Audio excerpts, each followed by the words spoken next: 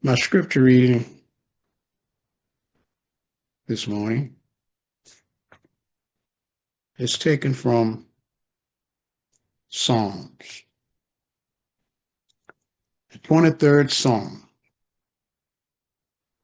The Lord is my shepherd, I shall not want. He maketh me to lie down in green pasture. He leadeth me beside the still waters. He restoreth my soul. He leadeth me in the path of righteousness for his name's sake. Yea, though I walk through the valley of the shadows of death, I will fear no evil. For thou art with me. Thy rod and thy staff, they comfort me. Thou preparest a table before me in the presence of my enemies. Thou anointest my head with oil. My cup runneth over. Surely goodness and mercy shall follow me all the days of my life, and I will dwell in the house of the Lord forever. Good morning, and a blessed morning to you. This scripture says a lot about, as some may say, our caretaker. He who looks upon us, he who takes care and provide for us. As the scripture states, the Lord is my shepherd. First of all, let us take into consciousness what this statement means. The Lord is my shepherd, I shall not want. In other words, God leads us and guides us, and God supplies our every need. When we are truly in tune and one with that consciousness, we want for nothing. For as you know, as a shepherd shepherds his sheep, he always leads and guides them to greener pastures. Shepherd takes care of his sheep and he protects them. Scripture say he makes me to lie down in green pastures. Well, the green pastures represents abundance. It represents prosperity. You know, if you were a shepherd, you wouldn't take your sheep to feed on barren ground where there's no grass. No, you want to take them out into the meadows, to the fields where there is a plenty of grass. And after, if you've noticed, if you had any idea of farm life, sometimes you can look out in the field and see the cows laying down on the ground, chewing on their cubs. Stomachs are full. They want not, because it has already been provided. The scripture goes on to state that he leads me beside the still waters. Calmness, not turbulence. Calmness. If you down on the beach and storm come up, you got big waves. And there might be the lifeguard saying, get out of the water. Come on shore. But when you're on the beach and the waters are calm, smooth, you can relax. and be at peace.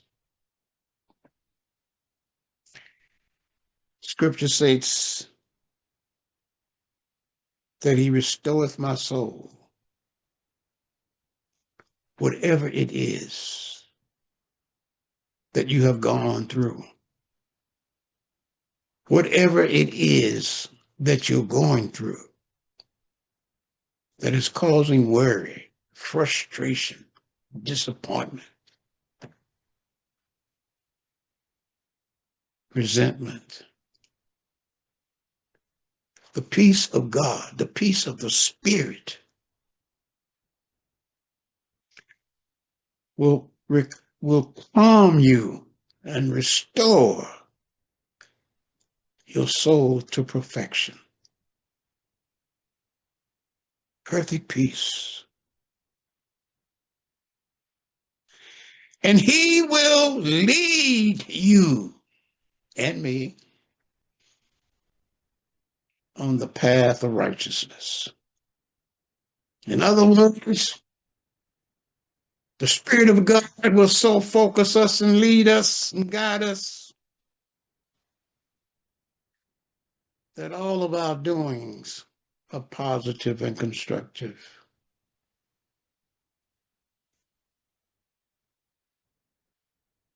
And we want only that which is for our highest good, and that which is for the highest good of all of our brothers and sisters. You see, when you're focused, Scripture said, let thine eye be single. And the eye that the Spirit speaks about is the eye, the spiritual eye in the center of your forehead.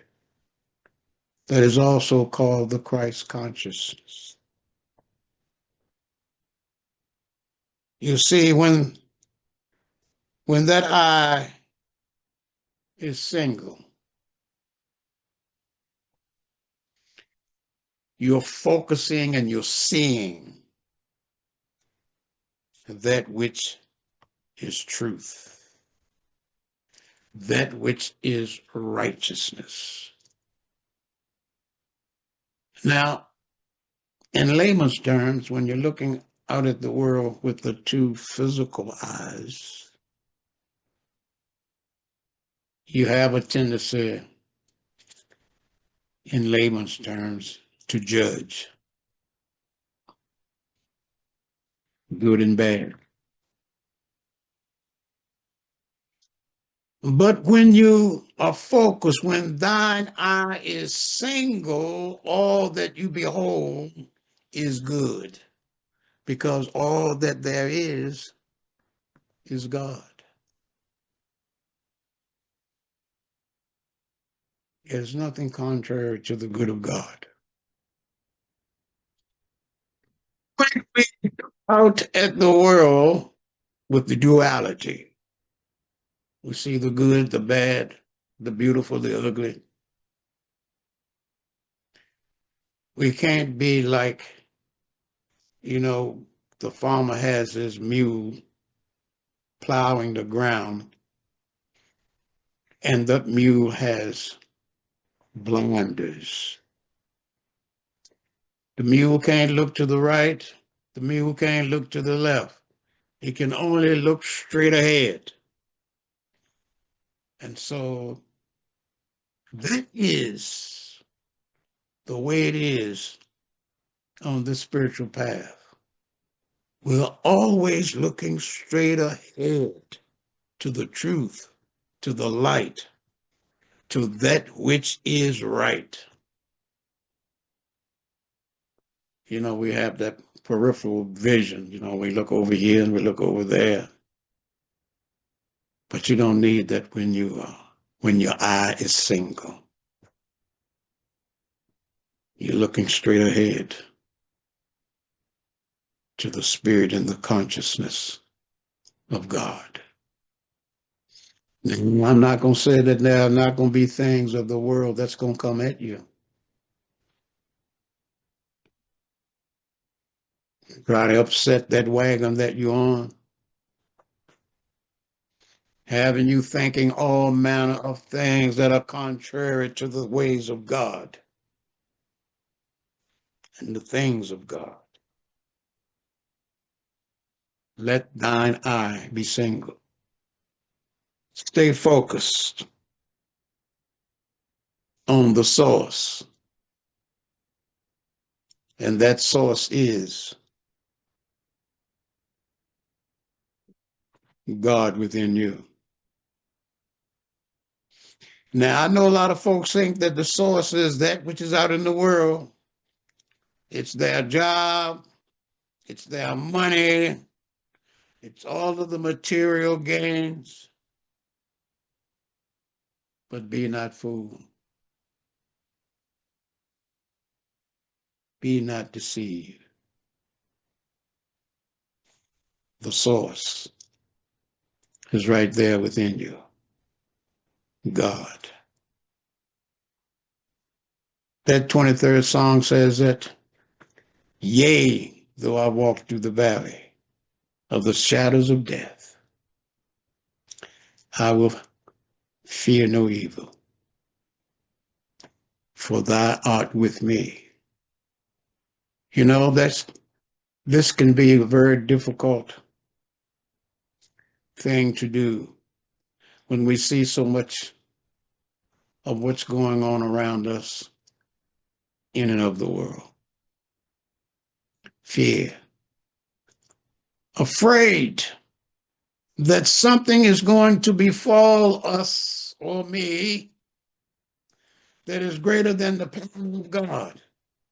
You know, we can't live and enjoy life when we live in fear. What is there to fear?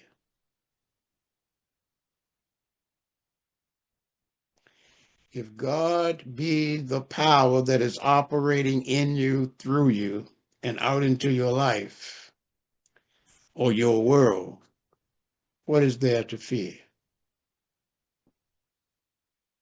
When you start to fear, that which you fear, you're saying to yourself, is greater than the power of God within you. Well, I'm afraid my boss might fire me. I'm afraid that I might be driving down the street and somebody run into my car.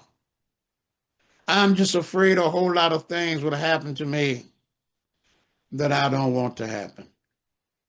Well, what you have to know and understand, as Job said, the things that I fear are the things that have come upon me.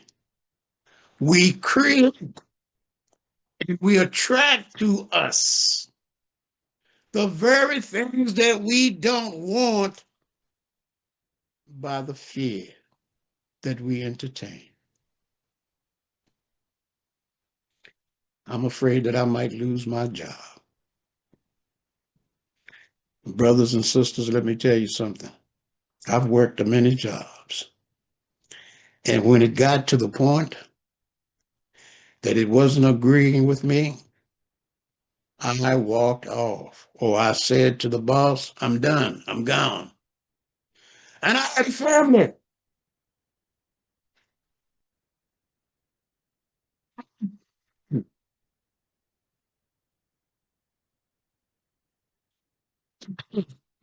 To feed.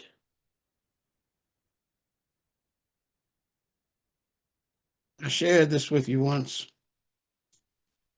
when I was working at the House of Representatives. I was in one of the senators' meeting place, and there was this custodian that was coming in to do some cleaning. So I was in there sitting in one of these big chairs reading newspaper. And he said to me, he said, what are you doing in here? In the senator's chamber, reading a newspaper. He said, don't you know you could get fired for this? And I looked at him and I said, I don't work for the senators. I work for God. And if anybody's going to fire me, it's going to be God. He looked at me, shook his head, and he went on out the door. And it was true. So it is for all of you. You're not working for the man, you're working for God. And just where you are there because God placed you there. And if you're in the consciousness and oneness, you know that only God can remove you. You fear no man. All that man is because he's man. And yet we run. We are afraid of what man can take away from us or what man can keep us from having.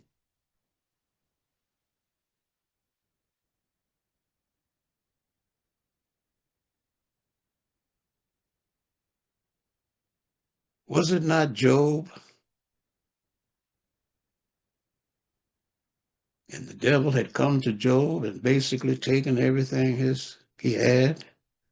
And Job's wife said to him, you need to curse God and die.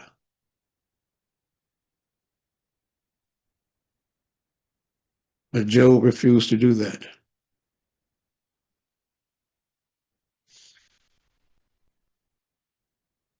And Job's thing was,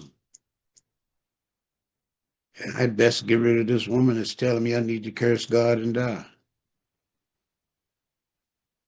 And Job stayed committed to God.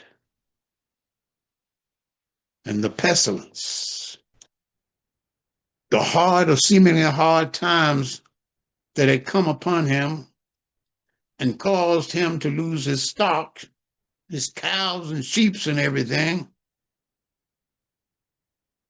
Job stayed committed. Since it was a case, and Job staying committed, then God saw truly the heart of Job. And he blessed Job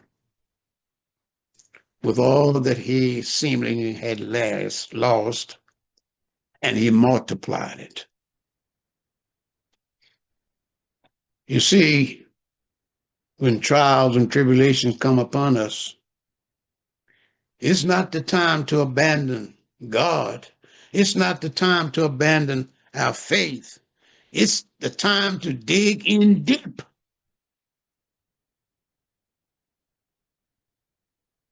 The test, how strong is your faith?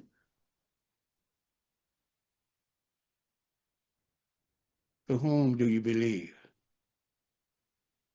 The world or the God within you? You can look out at the world now and see everything that's going on.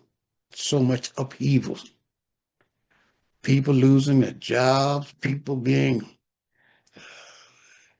deported out of the country, all types of uh,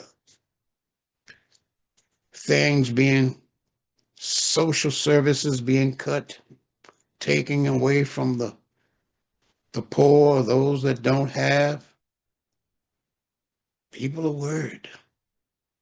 People are concerned. How will I eat? How will I feed my family? How will I pay my rent?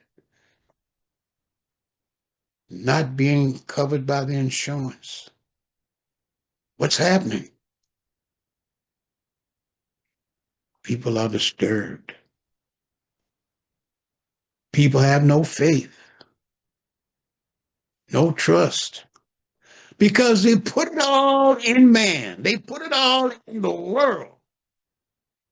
And they have the very source that has maintained, sustained them, and given them life. You turned away from God. When you've come to the world that can't do anything for you. Let me just stop right there and share something to you that was given to me in meditation before the service started. And it was given to me. Let me just read it because I had to write it down. As you know, sometimes things come. If you don't grab it right then and there, it's gone.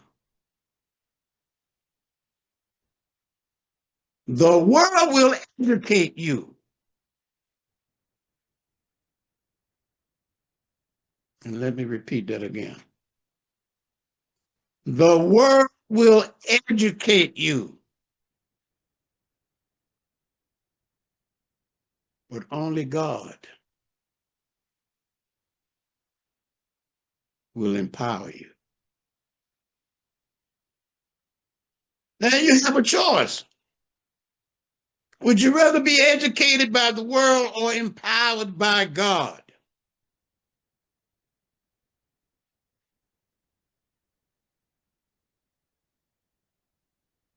There are many out there in the world right now that has been educated by the world that has no job, no place to live, no income, on the streets. Standing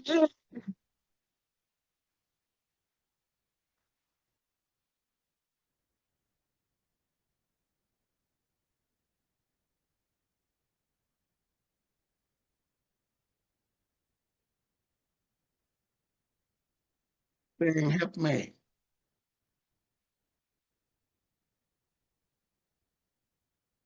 Some educated folks have lost their homes, no place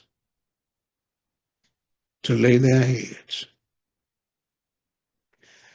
because their sole dependence has been on the world.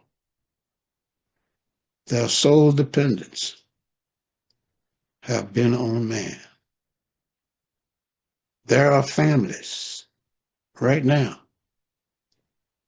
with children having the fear of being departed from this country, going back to a place where they fled many years ago, coming here for a better way of life.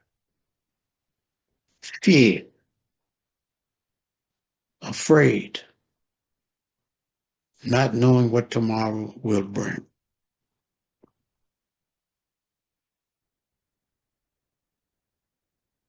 When the third song says, yea, do I walk through the valley of the shadow of death, I will fear no evil. For thou art with me, thy rod and thy staff, they shall comfort me. You see, the scripture, as I'm reading it, not only does it speak to me, but when you read it, it will speak to you.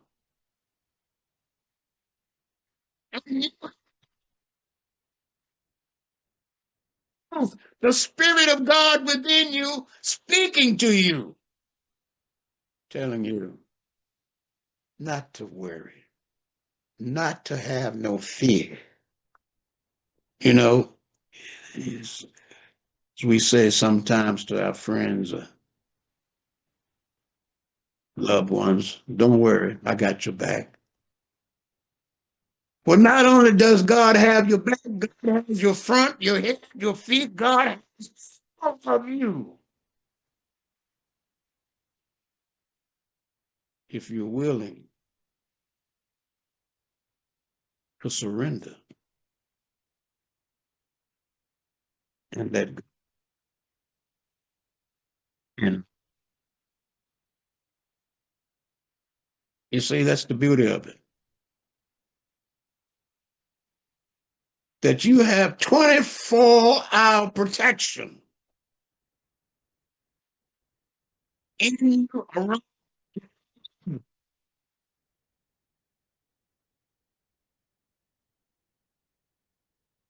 the presence of God within you.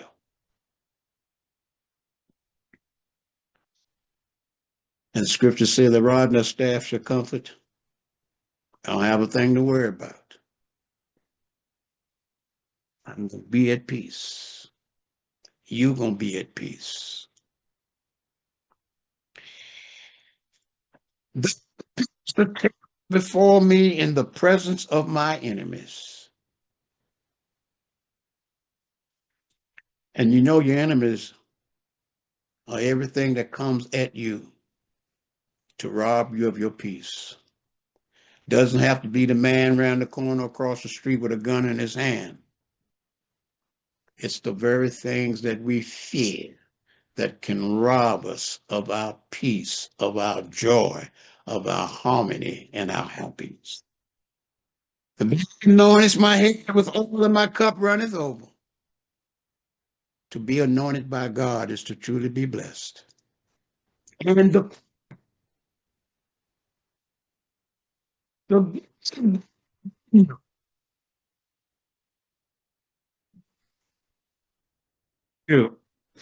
goes. In other words, your cup never goes empty. You know, back in the old days, I don't know how much how they do it now. When you went into a restaurant or something and you ordered coffee or something to serve your coffee with you had a saucer under the cup. And the saucer was to catch the overflow.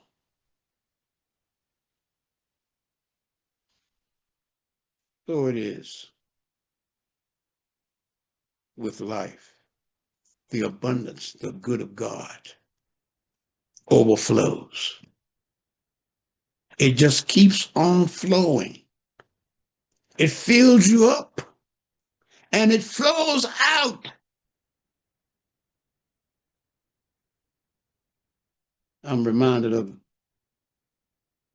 story of Peter when he was going into the temple. And there was a beggar sitting on the side of the steps there. And Peter said unto him, silver and gold I have not, but that which I have I give unto you. And what did Peter give? He gave a blessing. Peter's blessing was more than silver and gold. You see, when you've been blessed, it is forever lasting. Silver and gold comes and goes. There are times when I'm pulling up to the red light or something, there's a guy standing out there with a sign saying, I need help or something like that. There's sometimes when I have a few extra dollars, well, I shouldn't say extra, but dollars in my pocket, I will give. But always in that giving, I bless. And there are times when I don't have the monies in my pocket and I pull up to someone that's with a sign saying that they're hungry, they need, I bless. Because I know a blessing will go much further than a dollar. It will do much more for that soul than a dollar. But I'm not saying stop giving. If you have it to share, give it. But more than anything, a blessing will go much further than a dollar. Bless everything that you are a part of and everything that you are connected to. Bless all that come in contact with your auras and vibrations. And the psalm says, surely goodness and mercy shall follow me all the days of my life. Surely goodness and mercy Goodness and mercy shall follow me all the days of my life, and I will dwell in the house of the Lord forever. Now, what does this mean? That the goodness of God will always be with you. Wherever you go, the goodness of God is always with you because the goodness of God is within you. Did not Jesus say the kingdom is within you? Then if the kingdom be within you, where is God? God must be within his kingdom. And if God is in his kingdom within you, then you must be one with the kingdom and the God within you. No separation.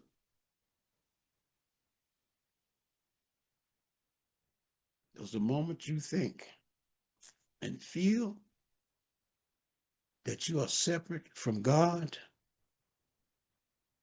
you begin to suffer. You've turned away from the source. You've turned away from the light.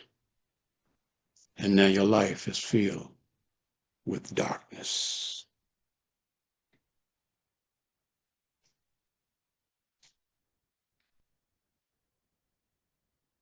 The closing of that song says, I will dwell in the house of the Lord forever. Now, this doesn't mean your home. It doesn't mean the church or the synagogue or where the place of worship may be for you.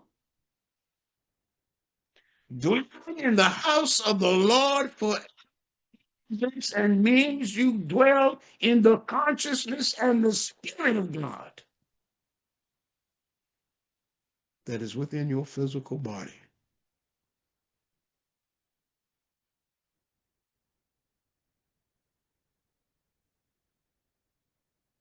Dwelling in the house of the Lord forever. You're always in that consciousness, in that spirit, in that oneness of God. And if you're always in that spirit, in that oneness of God, where else can you be? There's no place else that you can be. And so if you're always dwelling in the consciousness and the spirit of God, the house of God, you can't be anything but blessed.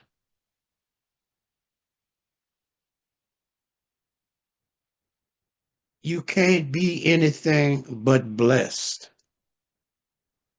You can't have anything but peace and joy and happiness and harmony in your life. Now, you can step outside, in a sense, of the house of your consciousness and make yourself vulnerable to all of the things of the outer world that are causing so much pain and suffering and sickness, lack and limitation. It's up to you. But that does not change the God spirit, the God consciousness, and the God power within you. just that you've turned away from your good. And you're trying to find your good in a place that it does not exist.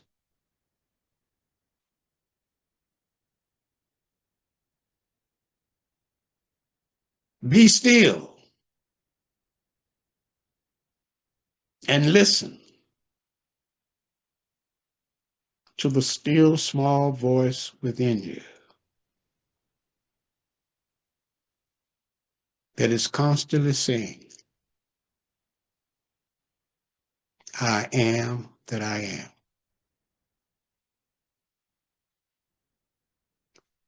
Be still and listen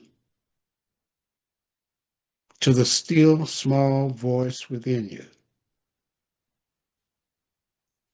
speaking to every fiber of your being. I am the way, the truth, and the light. God bless.